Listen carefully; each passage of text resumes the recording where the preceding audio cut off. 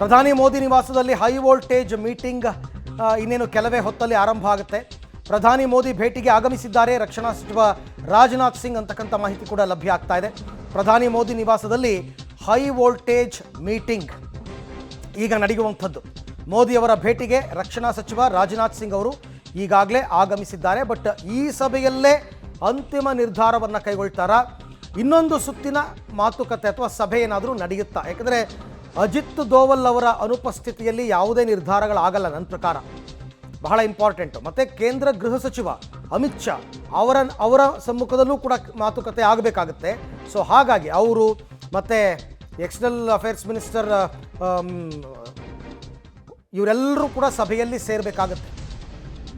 ಸೇರಿದ ನಂತರ ಒಂದು ಅಂತಿಮ ತೀರ್ಮಾನ, ಜೈಶಂಕರ್ ಆಗಿರ್ಬೋದು, ರಾಜನಾಥ್ ಸಿಂಗ್ ಅವರಾಗಿರ್ಬೋದು, ಅಮಿತ್ ಶಾ ಅವರಾಗಿರ್ಬೋದು, ಮತ್ತು ಪ್ರಧಾನಿ ಮೋದಿ ಅವರು ಎಲ್ಲರೂ ಕೂತು ಒಂದು ನಿರ್ಧಾರವನ್ನು ಕೈಗೊಂಡು ಮಹತ್ವದ ತೀರ್ಮಾನ ಇವತ್ತೇ ಹೊರಗೆ ಬರಬಹುದು. ಸೇನಾ ಭದ್ರತೆ ಹೇಗಿದೆ, ಮುಂದಿನ ಕ್ರಮಗಳೇನು, ಇದೆಲ್ಲವೂ ಕೂಡ ಚರ್ಚೆ ಆಗುತ್ತೆ.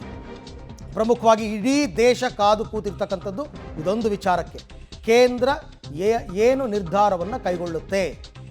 ಪಾಕಿಸ್ತಾನದ ವಿರುದ್ಧ ಯುದ್ಧವನ್ನು ಘೋಷಣೆ ಮಾಡೋಣ ಅಂತನೋ, ಅಥವಾ ಈ ಉಗ್ರರನ್ನು ಧ್ವಂಸ ಮಾಡುವ ನಿರ್ಧಾರಕ್ಕೆ ಏನಾದರೂ ಬರ್ತಾರಾ?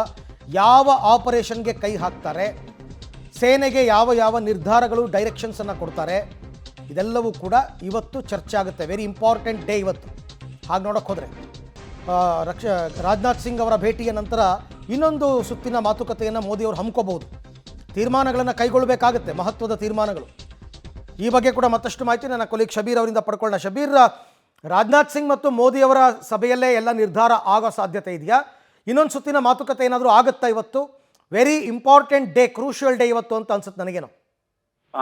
ಅರವಿಂದ್, ಹ್ಯಾಸ್ ಅಪ್ ನಾವು ಈಗ ಪ್ರಧಾನಮಂತ್ರಿಯವರ ಜೊತೆಗೆ ರಕ್ಷಣಾ ಸಚಿವ ರಾಜನಾಥ್ ಸಿಂಗ್ ಅವರು ಮಾತುಕತೆಯನ್ನು ನಡೆಸಿ ನಿನ್ನೆ CDS ಅವರ ಜೊತೆಗೆ ನಡೆಸಿದಂತ ಮಾತುಕತೆಯ ಸಂಪೂರ್ಣವಾದಂತ ವರದಿಯನ್ನ ಕೊಡ್ತಾರೆ. ಮತ್ತೆ ಮುಂದಿನ ಕ್ರಮಗಳ ಬಗ್ಗೆಯೂ ಕೂಡ ಒಂದಿಷ್ಟು ಸಲಹೆಗಳನ್ನ ಕೊಡ್ತಾರೆ. ಈ ಸಲಹೆಗಳನ್ನ ಆಧರಿಸಿ ಪ್ರಧಾನಿ ನರೇಂದ್ರ ಮೋದಿ ಅವರು ಇನ್ನೊಂದು ಹಂತದ ಚರ್ಚೆಯನ್ನು ಕೂಡ ನಡೆಸುವಂತ ಸಾಧ್ಯತೆಗಳಿದಾವೆ. ಮುಖ್ಯವಾಗಿ ಏನು ಭದ್ರತಾ ಸಲಹೆಗಾರರಾಗಿರುವಂತಹ ಅಜಿತ್ ದೋವಲ್ ಆಗಿರ್ಬೋದು, ರಕ್ಷಣಾ ಸಚಿವರಾಗಿರುವಂತಹ ವಿದೇಶಾಂಗ ಸಚಿವರಾಗಿರುವಂತಹ ಜೈಶಂಕರ್ ಆಗಿರ್ಬೋದು, ಇವರೆಲ್ಲರ ಜೊತೆಗೂ ಕೂಡ ಮಾತುಕತೆಯನ್ನು ನಡೆಸಿ ಒಂದು ಅಂತಿಮವಾದಂತ ನಿರ್ಧಾರವನ್ನ ತೆಗೆದುಕೊಳ್ತಾರೆ.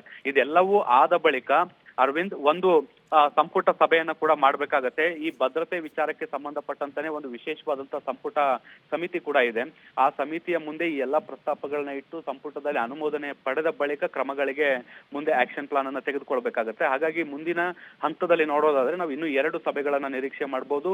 ಒಂದು ಪ್ರಮುಖ ಸಚಿವರು ಮತ್ತೆ ಭದ್ರತಾ ಸಲಹೆಗಾರರು, 3 ಸೇನೆಗಳ ಮುಖ್ಯಸ್ಥರು, CDS, ಹೀಗೆ ಎಲ್ಲರ ಜೊತೆಗೂ ಕೂಡ ಒಂದು ಮಾತುಕತೆಗಳಾಗಬಹುದು. ಇದೆಲ್ಲವೂ ಆದ ಬಳಿಕ, ಎಲ್ಲವೂ ಆಕ್ಷನ್ ಪ್ಲಾನ್ ತಯಾರಾದ ಬಳಿಕ ಈ ಒಂದು ಪ್ಲಾನ್ ಅಂದ್ರೆ ಸರ್ಕಾರ ಏನ್ ಮಾಡ್ಲಿಕ್ಕೆ ಹೊರಟಿದೆ ಅನ್ನುವಂತ ವಿಚಾರವನ್ನ ಮುಂದಿಟ್ಕೊಂಡು ಭದ್ರತಾ ಸಂಪುಟ ಸಭೆಯಲ್ಲೂ ಕೂಡ ಈ ಒಂದು ವಿಚಾರವನ್ನ ಚರ್ಚೆ ಮಾಡಿ ಅದಾದ ಮೇಲೆ ಸಚಿವ ಸಂಪುಟ ಸಭೆಯಲ್ಲಿ ಇದಕ್ಕೆ ಅಂತಿಮವಾದಂತ ನಿರ್ಧಾರವನ್ನ ತೆಗೆದುಕೊಳ್ಳುವಂತ ಸಾಧ್ಯತೆಗಳಿದಾವೆ. ಇನ್ನೊಂದು ಬಾರಿ ಏನಾದರೂ ಸರ್ವಪಕ್ಷ ಸಭೆಯನ್ನ ಕರೆಯುವ ಸಾಧ್ಯತೆ ಇದೆಯಾ ಇಲ್ವಾ ಶಬೀರ್? ಅನುಮಾನ ಅರವಿಂದ್. ಯಾಕೆಂದ್ರೆ ಈ ರೀತಿಯಾದಂತ ಕ್ಲೂಗಳನ್ನ ಕೊಡ್ಲಿಕ್ಕೆ ಶುರು ಮಾಡಿದ್ರೆ ಎನಿಮಿ ಕೂಡ ಅಲರ್ಟ್ ಆಗುವಂತ ಸಾಧ್ಯತೆಗಳಿದಾವೆ. ಹೀಗಾಗಿ ಬಹಳಷ್ಟು ಸೂಕ್ಷ್ಮ ವಿಚಾರಗಳಾಗಿರುವಂತ ಹಿನ್ನೆಲೆಯಲ್ಲಿ ಮಾಹಿತಿಗಳು ಹೊರಗೆ ಹೋಗದಂಗೆ ನೋಡ್ಕೊಳ್ಳುವಂತ ದೃಷ್ಟಿಗಳಿಂದ ಸಭೆಗಳು ಮ್ಯಾಕ್ಸಿಮಮ್ ಕಡಿಮೆ ಮಾಡ್ತಾರೆ. ಮತ್ತೆ ಕಡಿಮೆ ಸಂಖ್ಯೆಯಲ್ಲಿರುವಂತಹ ಪ್ರಮುಖ ವ್ಯಕ್ತಿಗಳನ್ನಷ್ಟೇ ಆಯ್ದು ಸಭೆಗಳನ್ನ ಮಾಡುವಂತ ಸಾಧ್ಯತೆಗಳಿದಾವೆ. ಒಂದಿಷ್ಟು ಮಾಹಿತಿ ಹೊರಗಡೆ ಲೀಕ್ ಆದ್ರೂ ಕೂಡ ಅದು ಕಾರ್ಯಾಚರಣೆಗೆ ಮುಂದೆ ಸಮಸ್ಯೆ ಆಗ್ಬೋದಂತ ಸಾಧ್ಯತೆಗಳಿದಾವೆ. ಈಗ ಸದ್ಯಕ್ಕಿರುವಂತ ಮಾಹಿತಿಗಳ ಪ್ರಕಾರ ಮತ್ತೊಂದು ಹಂತದಲ್ಲಿ ಸರ್ವಪಕ್ಷ ಸಭೆ ಕರೆಯುವಂತದ್ದು ಅನುಮಾನ ಅಂತ ಹೇಳಲಾಗ್ತಾ ಇದೆ. ಆದ್ರೆ ದೊಡ್ಡ ಮಟ್ಟದ ಕಾರ್ಯಾಚರಣೆ ಆದ್ರೆ ಎಲ್ಲ ವಿರೋಧ ಪಕ್ಷಗಳನ್ನು ಕೂಡ ವಿಶ್ವಾಸಕ್ಕೆ ತೆಗೆದುಕೊಳ್ಳುವಂತ ನಿಟ್ಟಿನಲ್ಲಿ ಆ ಪ್ರಯತ್ನವು ನಡೀಬಹುದು.